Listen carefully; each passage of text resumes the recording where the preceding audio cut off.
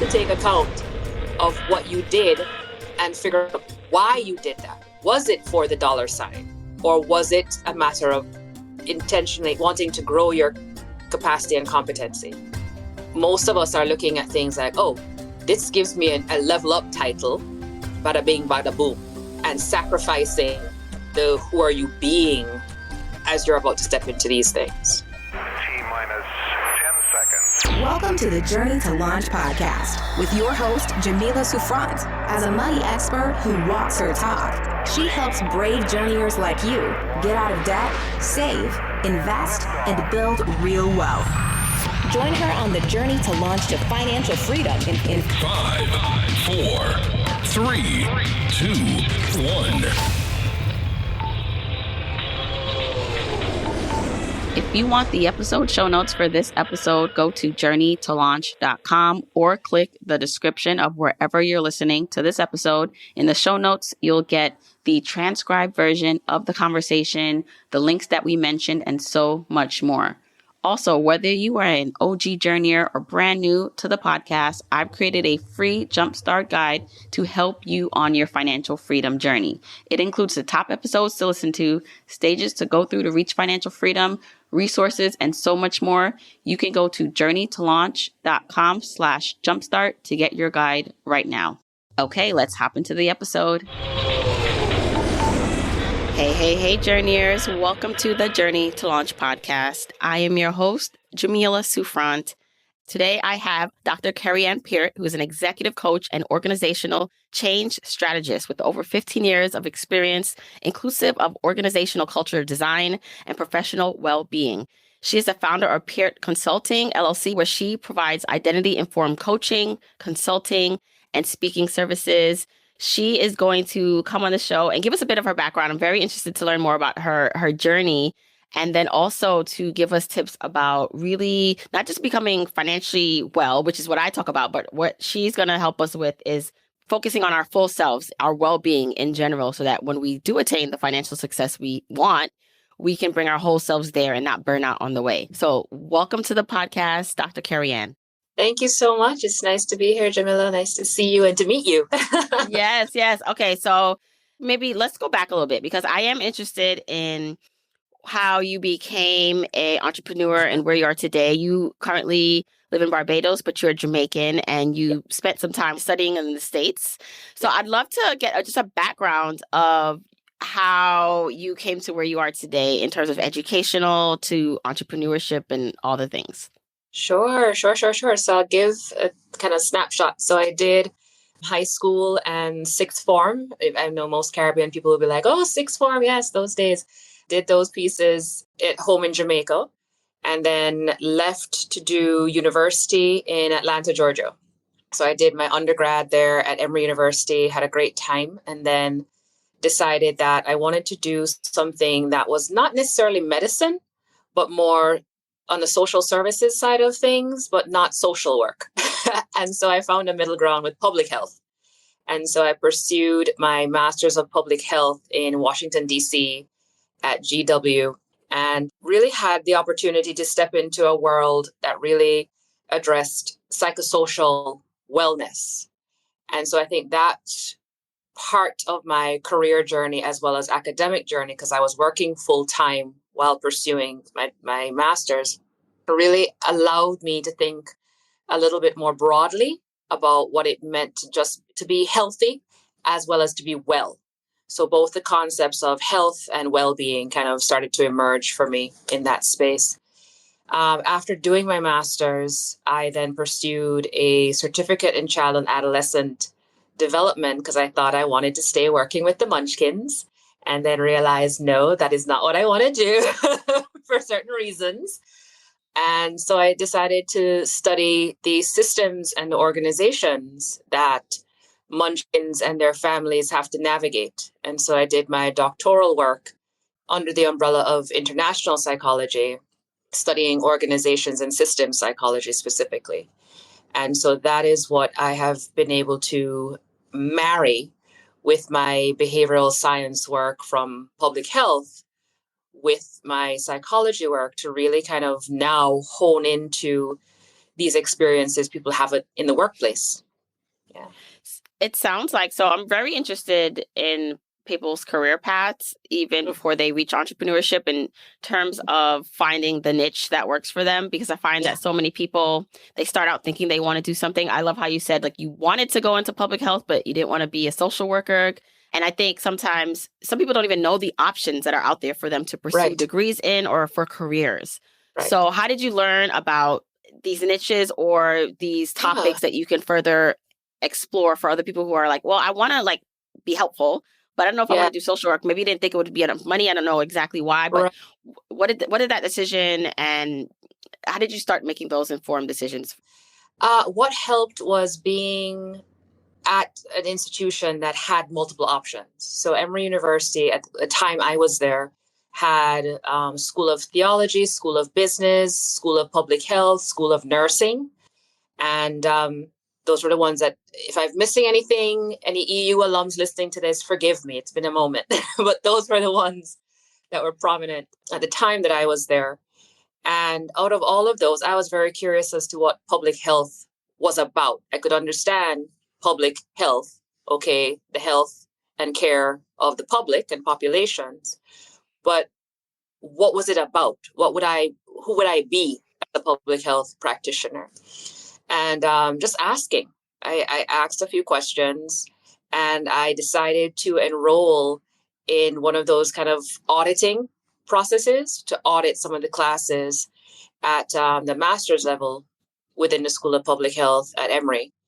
At the time, I was also deeply involved in HIV and AIDS research and advocacy in Atlanta.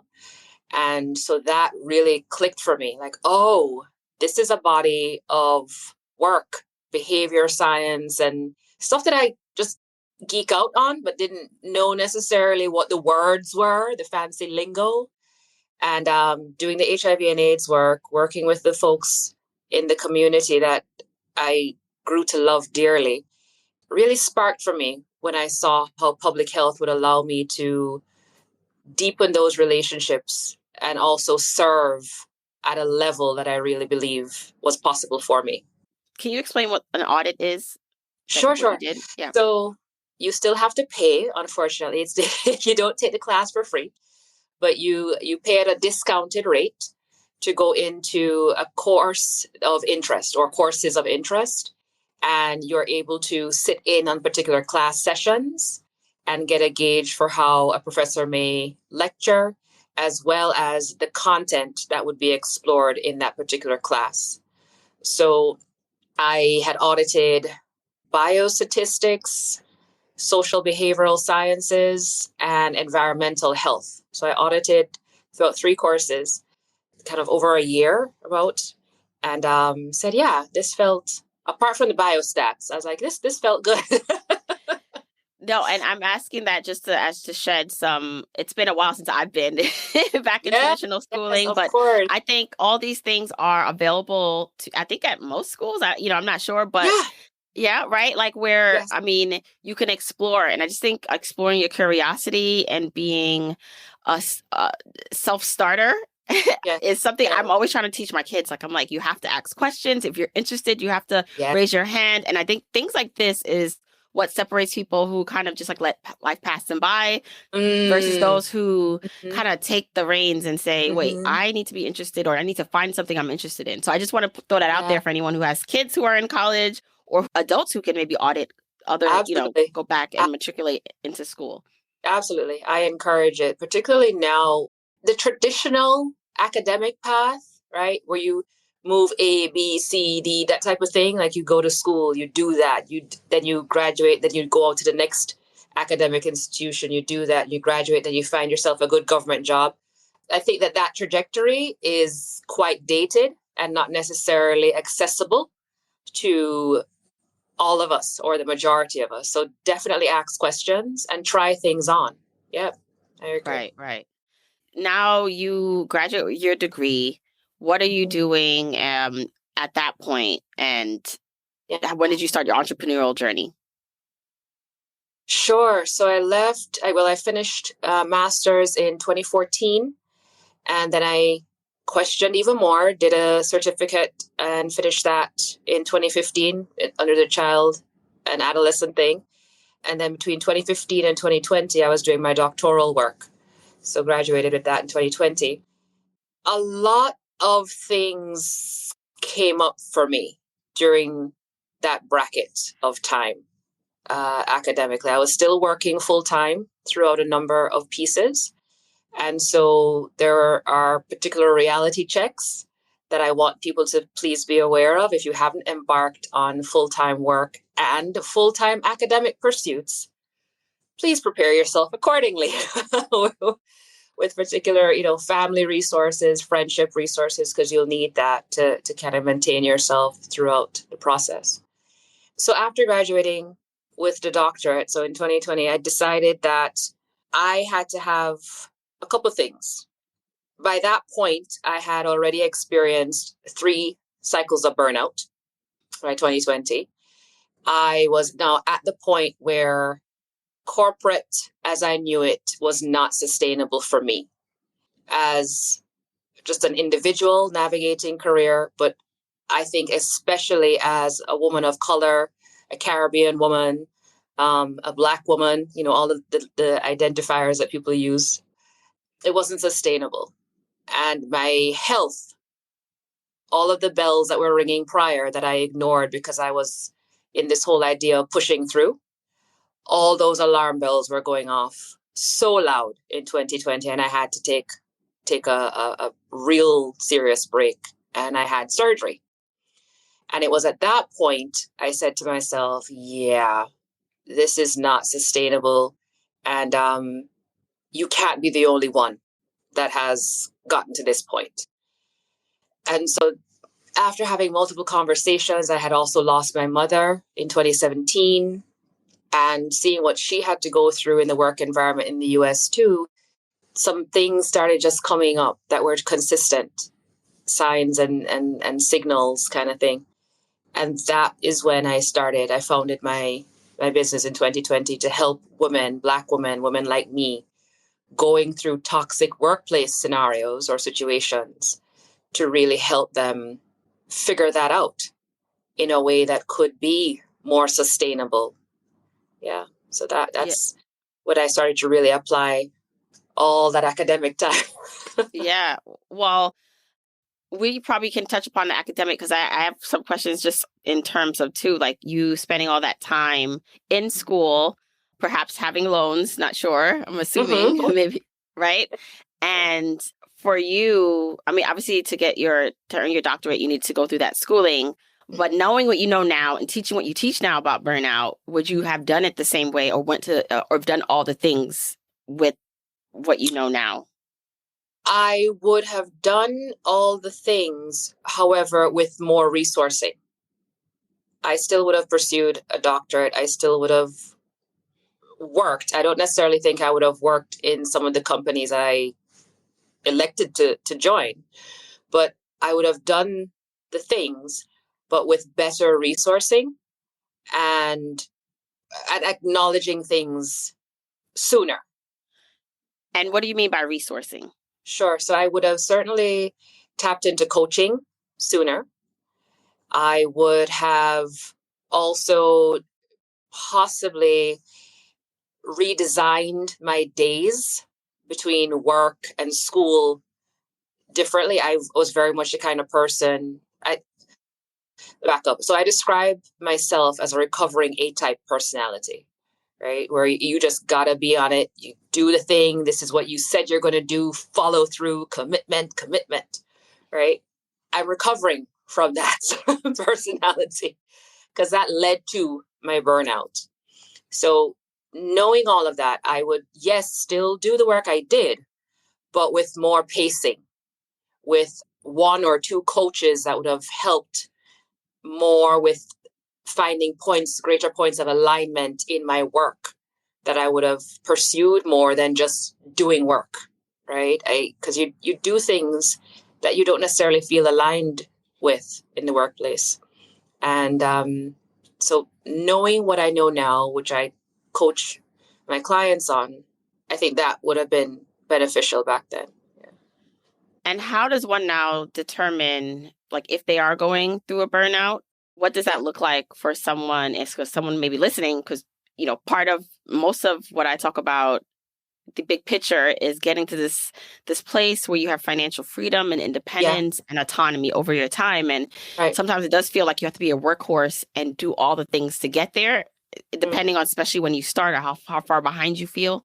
So I know I have a lot of listeners and journeyers who are at different stages, but are in the grind moment where they are working a lot. So what does that look like to know if you are really experiencing burnout? And Yeah.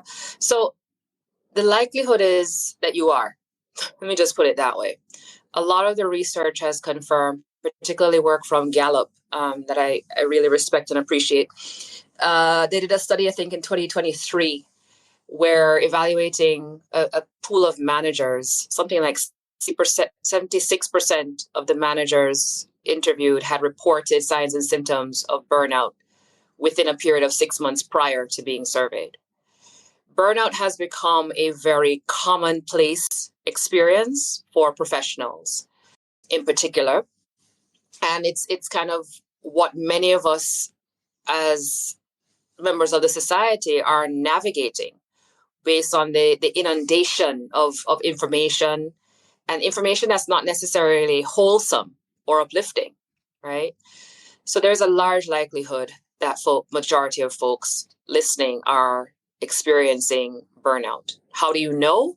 Well, it's important to kind of watch and monitor your signs and symptoms. I often say, if you can monitor something, be diligent and disciplined to monitor your behaviors and particular responses and reactions over a period of 3 months, 12 weeks, then you can come to a good assessment about whether or not you're probably experiencing burnout. So I also want to make the distinction between burnout, particularly for women, burnout and perimenopause, because they overlap. But for burnout, we're looking at signs, possibly panic attacks or anxiety attacks. Maybe you even go as far as just feeling numb, a flat disposition. You're no longer interested in the work you're doing, or you don't necessarily find much fun in things that you used to do, like reading or exercising or hanging with friends. In the workplace, you may be telling yourself, this isn't really sparking me, but I have to just get it done anyway. So your alignment with work has completely shifted, right?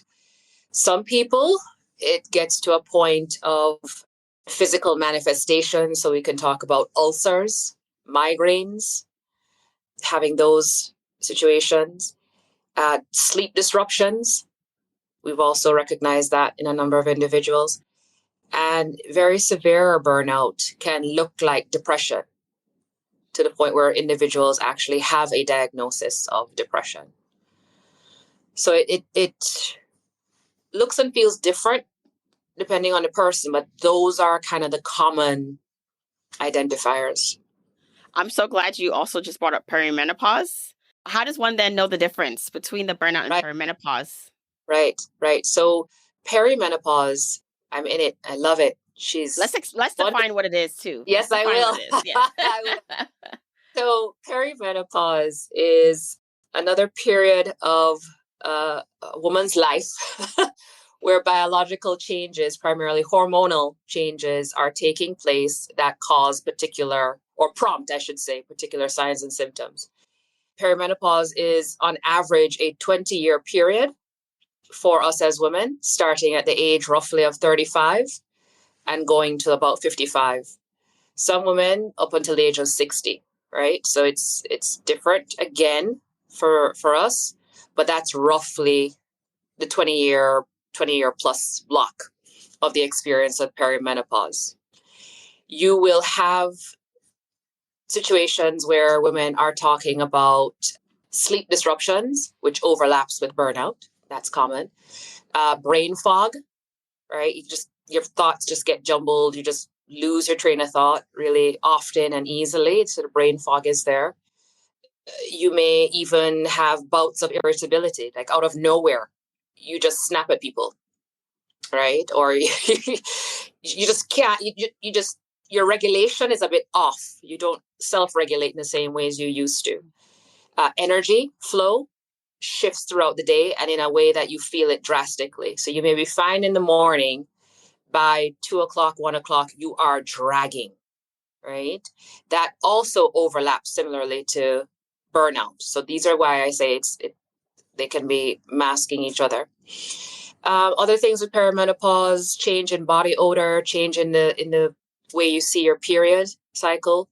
It may come 1 month and then not for another month. So it kind of, different women, different things. The length of your period might be shorter or longer. But it is not until you don't have a period. So that when you step into menopause, it's the point at which you have officially not had a period for a whole entire year that the doctor then says, okay, we're now in menopause. And menopause has its own invitation of signs and symptoms.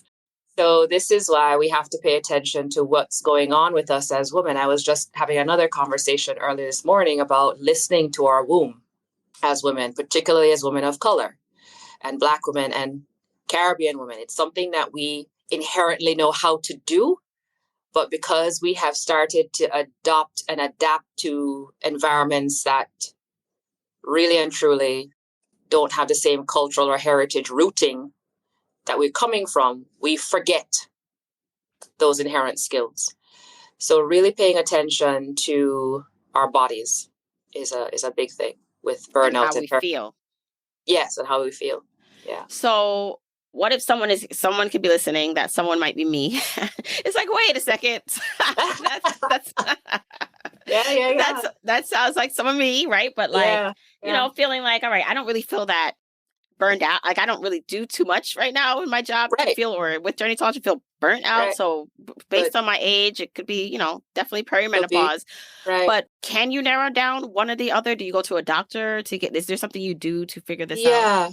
Yeah. So blood work, getting your blood work done. When you're in a space where you're feeling these things, you can't quite pinpoint what it is, right? Then last year, I think I did my blood work first round in March, then another round in June. So I did about 2 or 3 panels. And that is what will really help you to hone in on what is actually going on. Is it perimenopause? Is it burnout? Is it both? Right?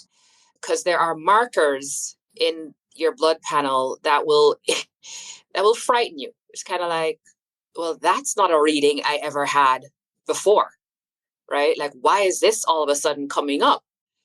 And understanding where your hormonal fluctuations are that possibly are contributing to these funny results is that moment where you say, oh, this is what perimenopause is doing to me on a chemical level. And so you can see that.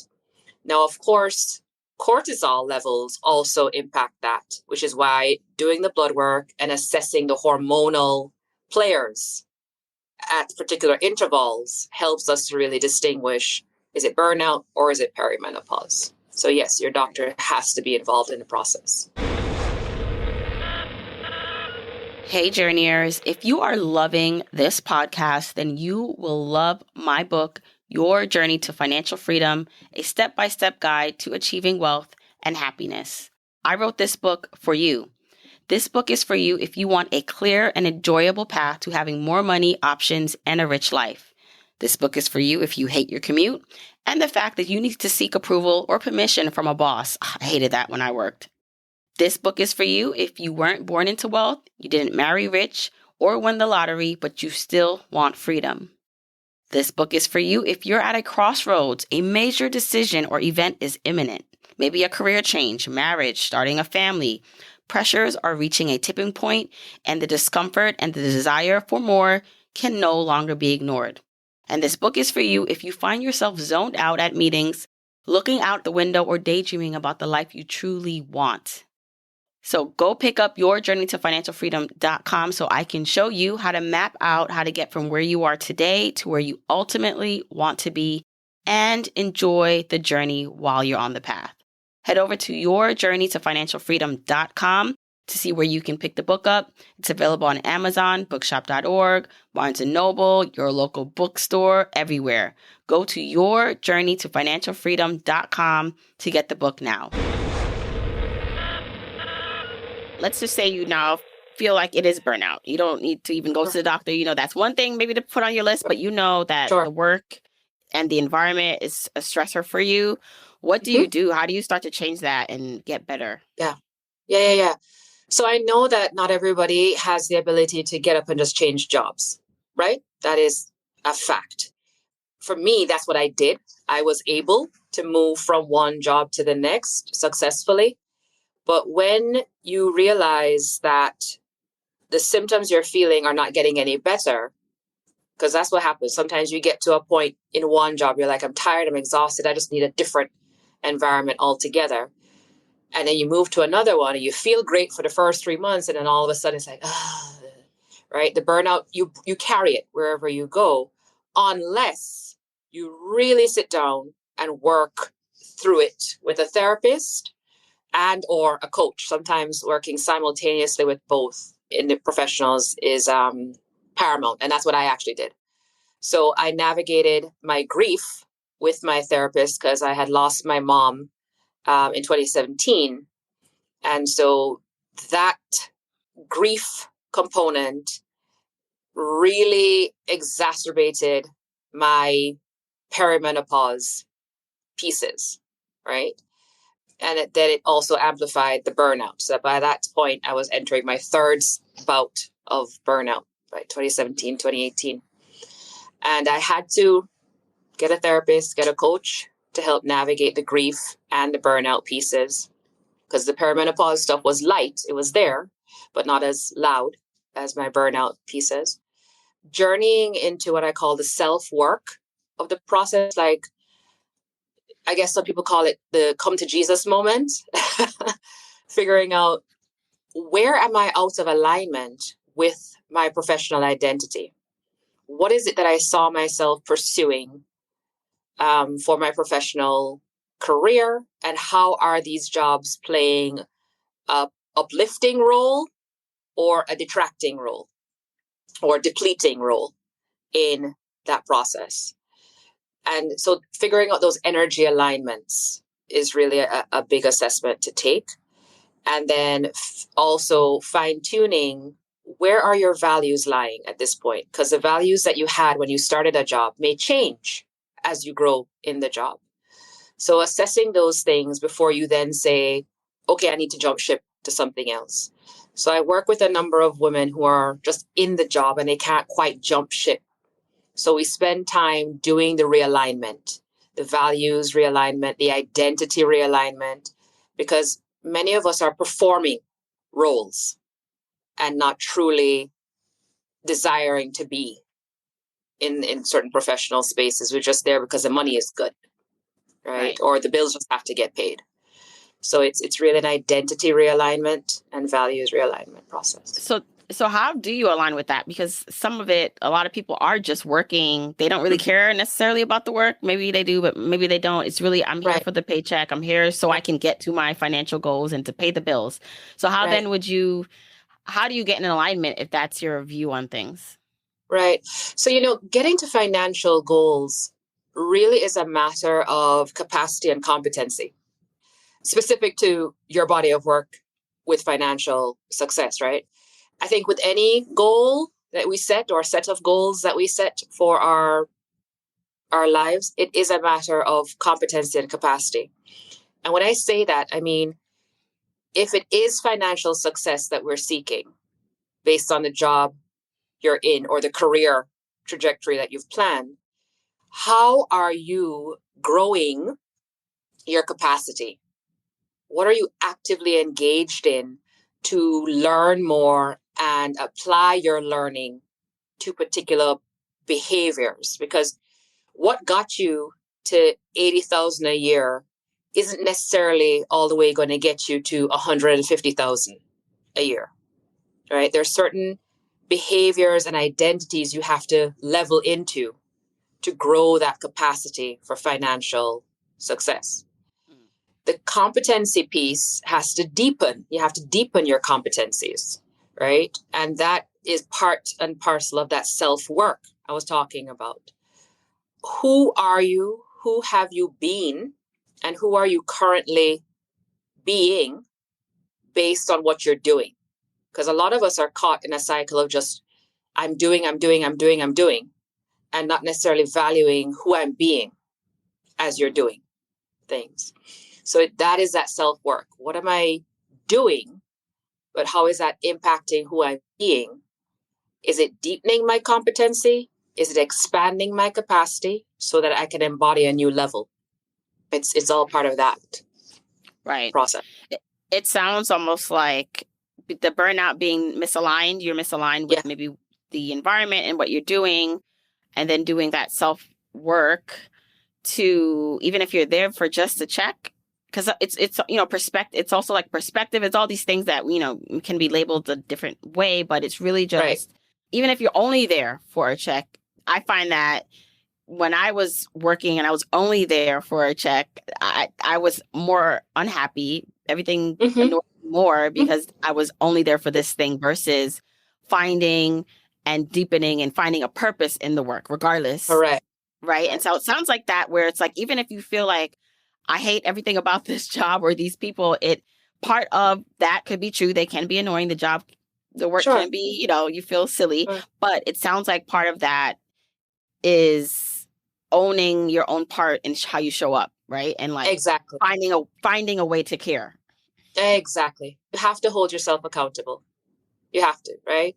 Because you made the choice to be in that company, that position in the company. You made a choice. And I know, trust me, I've been there, where you made the choice and you're like, it was supposed to be great.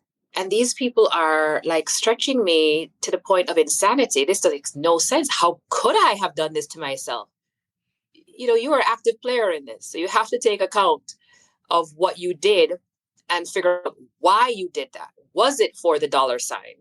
Or was it a matter of intentionally wanting to grow your capacity and competency?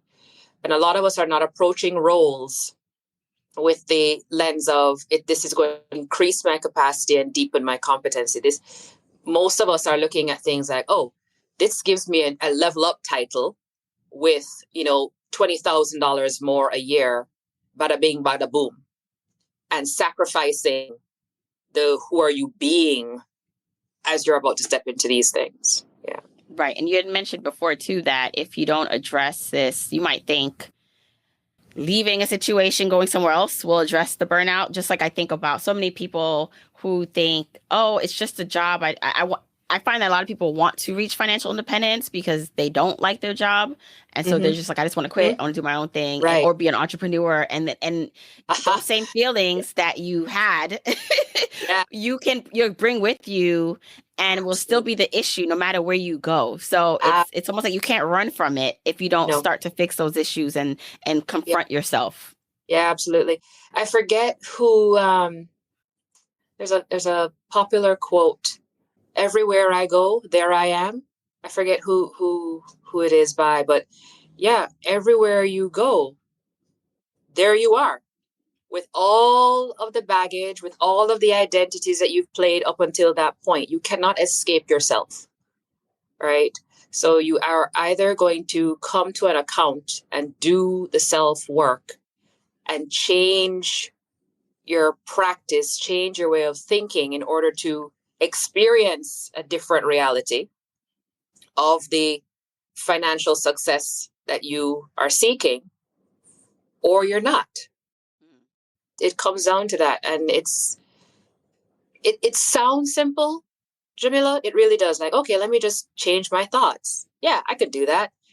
It is very challenging to get onto a different mental conditioning because we've been socialized for so long to believe certain things about financial success, when there are some very core principles to it that relate to our capacity and competency that we had not gained proper support for. Right. And just even the idea of feeling happy, or people don't like when you say it, but it's like even the people who have reached all the goals and have all the money, or sometimes Mhm. still the unhappiness because Oh, yeah. the money does not solve the issues. Reaching the goals does not solve like who you are and whatever that is with No. you. So Yeah. I agree there. And one of the other things is that I know that it takes self work to get where you want to go. Is there a way to, and I know we can only control ourselves, right? And we're responsible for ourselves, but what if you do feel like it's the environment? You're like, all right, I've been working on myself. I'm doing Uh, these things, but it is this person or not, I'm also contributing, but part of it is the environment and these people. Is there a way to sure. invite people also to maybe where that's boundaries or something where you are influencing the Mhm. environment and people around you where you can start to change that feeling? Yes, yes, yes, yes. So through your self work, there are new boundaries that you will come to realize, right? Particularly in the work I do, one of the boundaries that I often support my clients in establishing is the cutting off of you being overextended.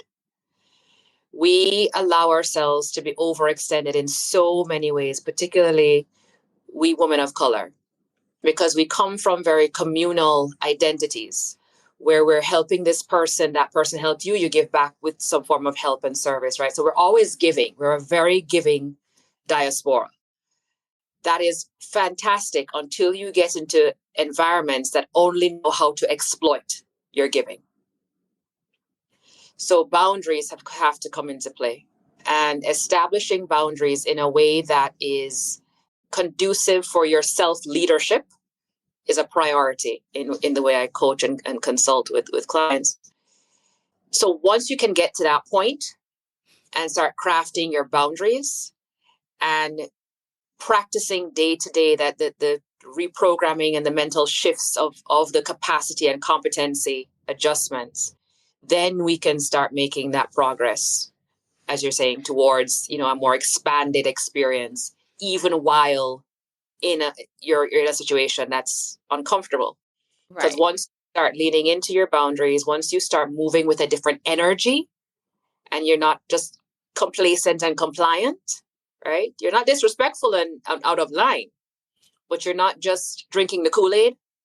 People recognize you're moving with a different intention and energy and either fall in line or fall away. Right. Okay. A couple questions there. What's an example of that in real life from Okay. versus not having a boundary to Yeah, setting that boundary in like a scenario at work? sure. So not having a boundary. Okay, people recognize that your quality of work is good. And so it's, oh my goodness, Kerri works so quickly and effectively on this. Just keep giving her the work to do because she's going to get it done. And if you have no boundaries, then you're thinking to yourself, oh my gosh, all right, this is just work. I have to perform, right? In order to keep this job, let me just perform and get it done. And so I now move into a space where overextension becomes my default and people around me believe I am willing to be overextended. That's the no boundary area.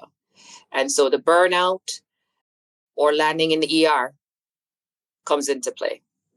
Boundaries in place now where you've done some self work, you're practicing, you're walking in this new kind of energy frame, you are 10 toes down for yourself and your identity, right? It is, thank you for appreciating my approach to the work. However, at this time, this isn't going to be conducive to what I have on my plate. Could we discuss a more paced approach to this? And could we involve somebody else? Could I delegate or tag team with someone to pace this out differently? Because right now my priorities are different, right? It is using your voice in a manner that says, thank you, but no thanks right now, right? There are other efforts that I have to prioritize. I can still get this done, but with some backative. Right. And I find that can apply to just different areas of your life, not just work, but in Exactly. partnership, with Exactly. children, right? Oh, yeah. Family. Oh, yes. Especially with the kids. Right, right. Especially Because with, we are focusing on career right now, but honestly, like the yeah, burnout, because I yeah. think as women in general, we are, even if we're doing all the things at work, then we're doing all the things at home, Exactly. even if you have a partner, just Yeah. depending on your personality, like if you'd like to take over things, you're just doing it all, right? Doctor's appointments, this and that, all the little things, that mental load, the emotional load, and that contributes more to the burnout that we're experiencing. Exactly. And when we're taking on all the things, bringing it back to your financial realm, when we're taking on all the things, we are unnecessarily filling the capacity that we have with things that are not conducive to the financial well-being that we're seeking.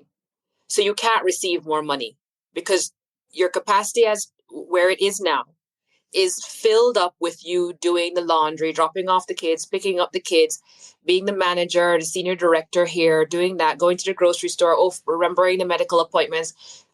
Where's the capacity for sitting still, shifting energy to grow so that you can actually receive financial success?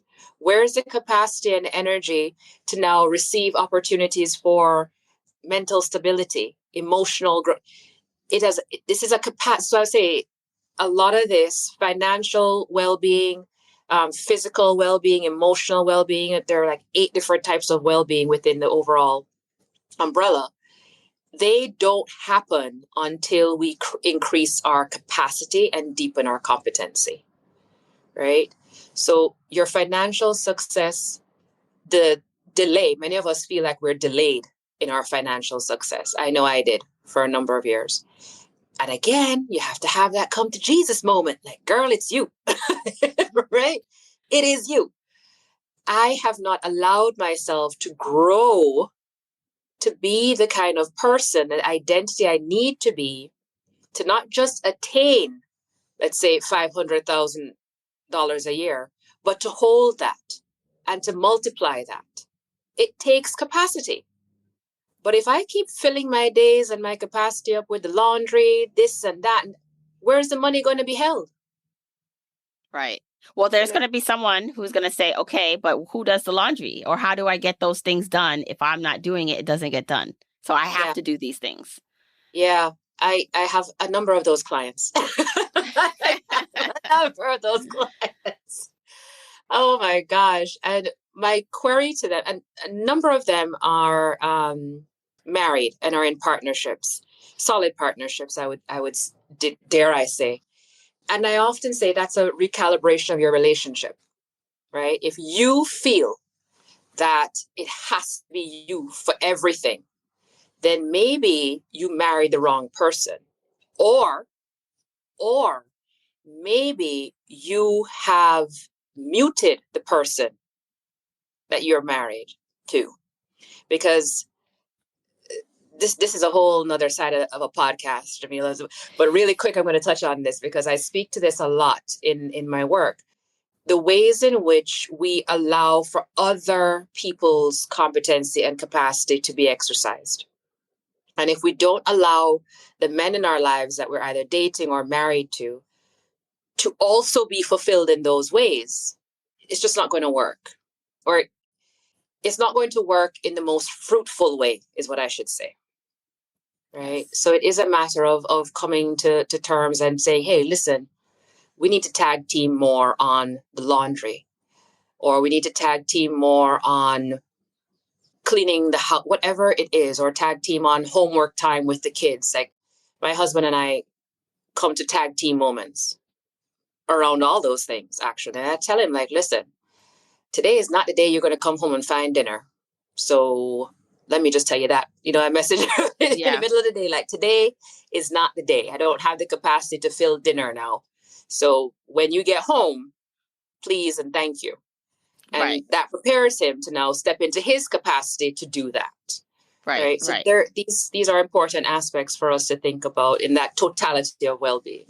Yeah, no, it's definitely true in which you can overcompensate and then not allow that person to grow into their autonomy and to make decisions and to where you're stressing yourself out, where it's like the person, if you even came to them, would say, I didn't know that you needed that, or I would have done it. Again, this goes for work, friends, family, partnership, kids, same thing with kids. And I your see children. it all the time. Yes. Yes, with the children. So I have a bonus son, and we do homework time on Saturdays together. And it's been very entertaining for me to to navigate through this. But even in that scenario, I ask him, what are you responsible for in this moment? And he tells me, okay, I have math, grammar, comprehension, whatever it is. Fantastic. Do you remember the process by which we're going to do homework from now on? He's like, yes, I get to listen to music for 20 minutes, move through a body of work in that time. I get to take a break and then come back. Like I have him on the Pomodoro type of process. Yeah, yes. So even in that, it's that ability for him to exercise. He has competency in something and he's growing his capacity to focus on this something in that period of time while it frees me up to do what I need to do at the same time. So we both tag team on work. He works with me in my office on the weekends. And like you say, it's not just about what we're doing to gain the money, right?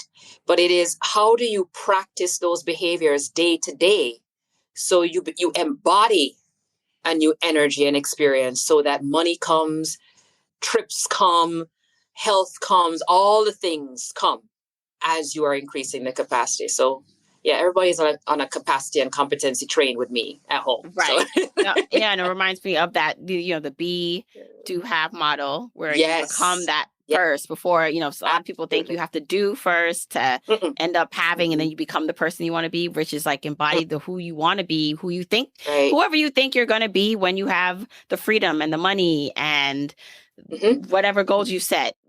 Embody what that person would do in those moments, even without those things, and then move towards those things. Absolutely. Be that now. Be that. So if you want to be that person who you think $500,000 a year makes you feel fulfilled and light and joyous, Kinder do it to right people, now. right? Like you're more maybe meticulous. I tell again the kids all the time with their things, even myself, right? Like I've had like the car, like they always say, "Oh, mom, get a new car." I'm like, or get this new thing, and I'm like, do you respect the thing you have now? The way you treat the thing you have now, to me, shows how you're going to treat the thing, the big goal you're setting for yourself. So let's first practice how that energy you would bring to the new car, because right now, if you're not respecting the car that gets us everywhere, why would we get a new nice car when you can't respect this car? Absolutely. I love that you said that. Because self-respect seems to have completely gone out the door. The whole concept of being respectful to self, to then be able to be respectful for all the things that you've acquired, it's part of that gratitude effort, right? With my bonus son too, it's the same thing with him. I say, listen, the way that you put your homework together is telling me that you don't particularly respect yourself so much. And he looks at it like, what do you mean? I'm like, you just scribbled that there and your pencil wasn't sharp enough and that come on, don't you respect yourself? Of course I do. He gets into this like, what do you mean? And I'm like, well, if you respect yourself, tell me that you do through your homework. Tell me that you respect yourself by making up your bed. Show me self-respect by the way you tidy up your toys. It's the same thing with our children that we then maneuver to in the workplace. Self-respect in the workplace, your boundaries, right? How you articulate that you need help with something, and that here is how you believe the outcome should look and feel and sound for the goal that has been put before you. It is all of that. So it's a lifelong journey. Yes. Oh my gosh. I feel like we covered so many bases and talked about so many amazing points that I hope will help anyone listening. But I do want them to be able to get in touch with you. So can you just please share where everyone can find you, find more about your work and work with you? Yeah. So right now I'm on the common platform of LinkedIn. So they can search me on LinkedIn under Kerriann, and my last name Peart, Peart. You can also find me by emailing hello@peartconsulting.org. So that's a common place for you to drop in. And I'm on Instagram, but nothing that's too like, fancy and dandy. But my Instagram handle is at dr.kerri_p.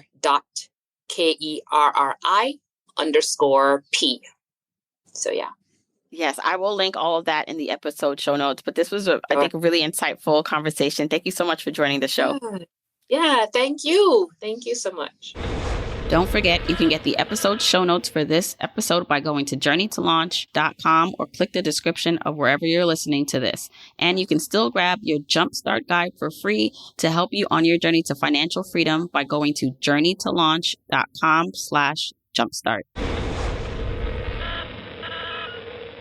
If you want to support me and the podcast and love the free content and information that you get here are 4 ways that you can support me and the show. 1, make sure you're subscribed to the podcast wherever you listen, whether that's Apple Podcasts, that purple app on your phone, your Android device, YouTube, Spotify, wherever it is that you happen to listen, just subscribe so you are not missing an episode. And if you're happening to listen to this in Apple Podcasts, rate, review, and subscribe there. I appreciate and read every single review. Number 2, follow me on my social media accounts. I'm at Journey to Launch on Facebook, Instagram, and Twitter, and I love interacting with journeyers there. 3, support and check out the sponsors of this show if you hear something that interests you. Sponsors are the main ways we keep the podcast lights on here, so show them some love for supporting your girl. 4, and last but not least, share this episode, this podcast with a friend or family member or coworker so that we can spread the message of Journey to Launch. All right, that's it. Until next week, keep on journeying, journeyers.